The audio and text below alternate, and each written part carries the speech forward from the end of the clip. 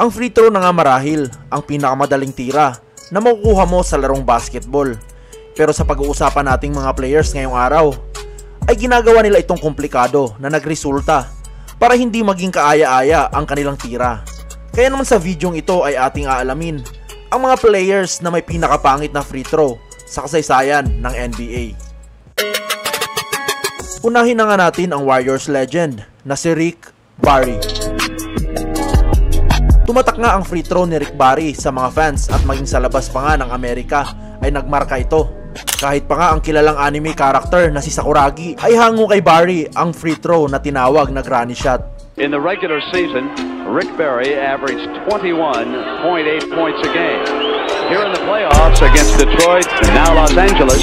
Bukod pa nga sa kanya ay kahit ang mga anak ni Rick Barry na naglalaro din sa NBA ay ginaya ang kanyang tira. Pero madami man ang nagsasabi na pangit ang form ni Rick Barry ay gumana naman ito. Sa katunayan nga ay hindi bumaba sa 86% ang kanyang shooting at talagang nakilala bilang isang mahusay na manlalaro sa NBA. Ngayon naman ay isusunod na natin si Bill Cartwright.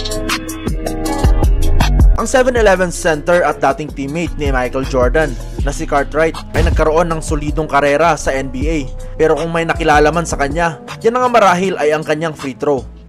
Crazy things happen out there. He's kind of solid, knows what his job is, his role is, and goes out and does it. Keep an eye, Scott Hastings. Talagang kakaiba at nakakaloko ang form na ito ni Cartwright. Para kasing tumitigil sa kalagitnaan. Kaya naman nalilito ang mga players at nagiging dahilan para tawagan sila ng violation. Ngayon naman ay dadako na tayo kay Shaquille O'Neal.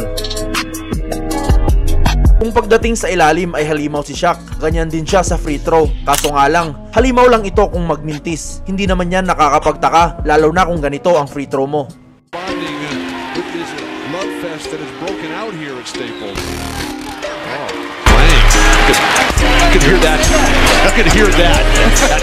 Kaya nga sa buong karir ng Bakulao na sentrong ito ay mayroon lamang itong 53% sa kanyang free throw at naging kahinaan talaga ito sa kanyang laro. Kaya naman ginamit ito na taktika ng ibang team kung saan sinasadya siyang i-foul at tinawag nga itong hack a shot. Ngayon naman ay susunod na natin si Shawn Marion. Naging maaasahan mang 3-and-D player sa kanyang paglalaro sa NBA ay hindi naman matatangging kakaiba talaga ang shooting form ni Shawn Marion. Kahit nga sa free throw ay ganito pa rin siya tumira. Probably rush that referees that can watch the play and not anticipate. Great job of officiating, letting the play out. Talaga namang kakaiba, para kasing tinatapon niya na lamang ang bola sa kanyang pag-release. Maging ang jumpers nga nito ay ganito rin ang itsura. At talagang magtataka ka kung paano siya nagkaroon ng dissenting 81% shooting sa kanyang 16 na taong paglalaro sa NBA. Ngayon naman ay dadako na tayo kay Anthony Mason. Nagawang pagtagumpayan ni Anthony Mason ang kanyang karera sa NBA. Kahit pa nga sa 3rd round na ito na draft, naging 6th man of the year at umabot pa ng finals para sa New York Knicks. Pero kung may bagay man na hindi niya nagawang pagtagumpayan, ito na nga marahil ay ang pagpapahirap sa kanya ng free throw dahil sa ganitong tira. Foul by Mills, his third. Wow, Anthony Mason with an air ball. Finally an air ball. Makikita ngang isang kamay lamang ang gamit nito habang ang isa ay nasa ere lamang. Hindi na naman bago ang one-handed free throw. Pero ang kakaiba talaga sa kanya ay ang kamay nitong tuwid na tuwid kapag titira ng free throw. Ngayon naman ay isusunod na natin si Desmond Mason. Nagtagal ng isang dekada sa NBA si Desmond Mason kung saan nakilala siya bilang magaling sumalpak. Ngunit kabaliktaran naman ito ang kanyang free throw. Mason will shoot two. Set free throw shooter. Ang mali talaga sa kanyang tira ay sobra ang pag-extend nito sa kanyang mga kamay na mas lalong nagpahirap sa kanyang tira, kung kaya't nagresulta lamang ito ng 54% shooting sa isang season. Ngayon naman ay dadako na tayo kay Don Nelson. Bago maging coach ay naging player muna sa Boston Celtics si Don Nelson at pinakita ang kakaiba niyang free throw form na ito. First two ball games, Lansing has done it in the last two. Why don't we just be quiet and give the game back to the players? And that's exactly what has happened. It's been a fine basketball game to this point. This Celtics having two good surges. The Phoenix is one, and that's been the difference right now. Kahanga-hanga nga dahil 76% ang tinala niya sa free throw kahit na ganito pa nga ang kanyang tira. Ang kamay nga lang din ang kanyang gamit, pero ang kakaiba ay sinasamahan niya ito ng talon. Trivia na din mga idol na walang rule na magbabawal sa mga players na tumalon habang nagfi-free throw. Kaya naman walang violation ang ginagawang ito ni Nelson. Ay sumubok na nga rin ng jump shot free throw sa NCAA, pero tignan natin kung magkakaroon din ba sa NBA. Ngayon naman ay isusunod na natin si Jerry Stackhouse.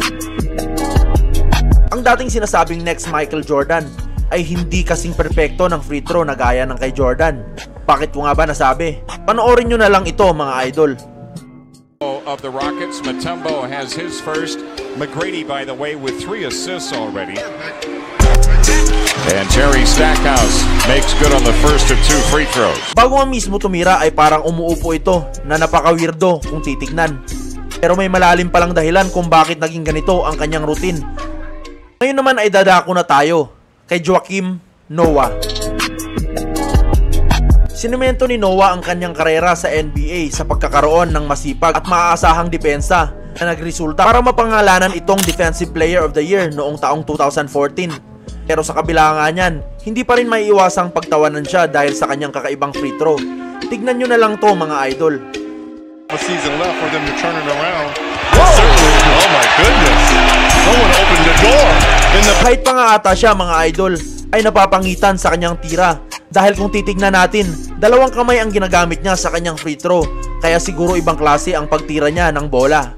Ngayon naman ay isusunod na natin ang numero 1 sa papangitan ng free throw na si Chuck Hayes. Ang 6'6" big man nga na si Chuck Hayes ay kahit nga si Allen Iverson mga idol ay nahihiwagaan sa free throw ng player na ito. Dahil ganito nga siya mag free throw.